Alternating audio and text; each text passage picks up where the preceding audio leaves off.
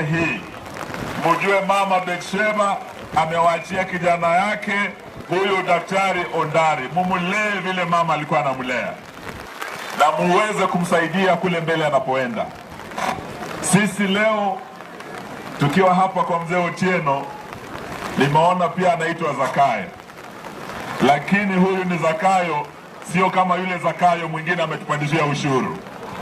Ushuru unaendelea kupanda Kenya, na nataka nishukuru viongozi shupavu kama Senator Onyonka ambaye amekuwa sauti ya wanyonge katika bunge la Kenya, kupinga siasa mbaya, kupinga sera mbaya ambayo imewaumiza ninyi wa Kenya na kuwafinya sababu ya ushuru, sababu ya vitu kama SHA.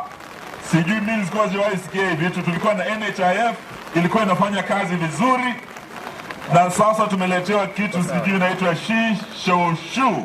Kuna jamu naelewa. Shishoshu. Hiyo vitu mjini huko sisi watu wanaumia sana. Tumesema tutaipinga. Lakini vile vile tumesema county zetu zinahitaji pesa. Ugatuzi kuimarika, the counties must get funding ili wao deliver services kwa watu wetu. Sisi tumesema hatuna pesa ya kupea county. Hatuna pesa ya kulipa lecturers. Lakini tuko na pesa kupeleka maaskari wetu Haiti. Over 10,000 kilometers away we've taken our officers huko. United Nations wamekataa kuchukua that mission. US now under Donald Trump wanakataa hiyo mission.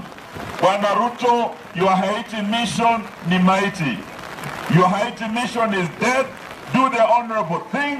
We withdraw our officers from Haiti, warudi nyumbani, wafanyie wa Kenya kazi, waimarishe usalama katika taifa letu. Sitaki niseme kuliko hapo, nataka niwaambie tuko pamoja. Abagusi nikija hapa nimekuja na salamu kutoka kwa rafiki wa Abagusi anaitwa Kalonzo Musyoka. Kalonzo Musyoka ametuma salamu zake, umezipokea?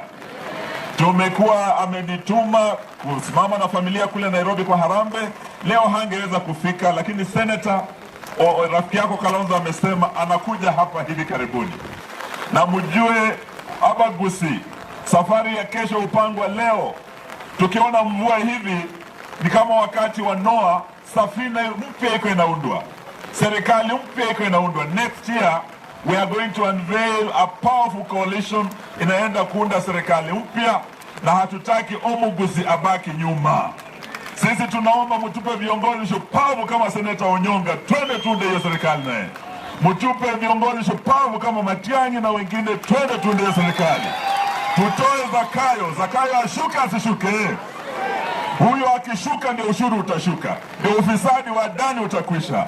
Na waomba mtupe hawa viongozi. And Senator, we're proud of you. We look forward to the team that is coming. They will liberate this country. You will be there with us. Asanteni na Mungu wabariki. Asante sa mwagara chinko vingararwa.